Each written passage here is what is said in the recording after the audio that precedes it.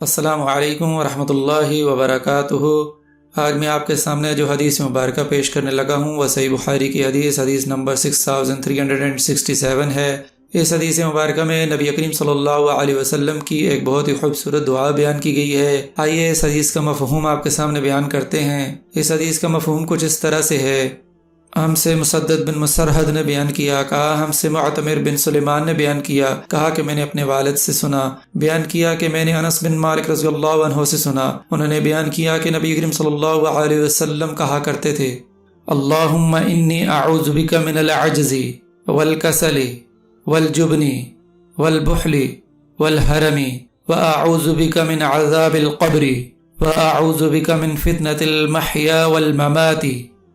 اے اللہ، میں تیری پناہ مانگتا ہوں عاجزی سے، سستی سے، بزدلی سے، بہت زیادہ بڑھاپے سے، اور میں تیری پناہ مانگتا ہوں زندگی اور موت کی آزمائشوں سے۔ سبحان اللہ۔ اللہ پاک مجھے اور آپ کو اس دعا کو کثرت سے پڑھنے کی توفیق عطا فرمائے۔ اللہ پاک مجھے اور آپ کو قرآن سنت کے مطابق زندگی بسر کرنے کی توفیق عطا فرمائے۔ جزاک اللہ خیر۔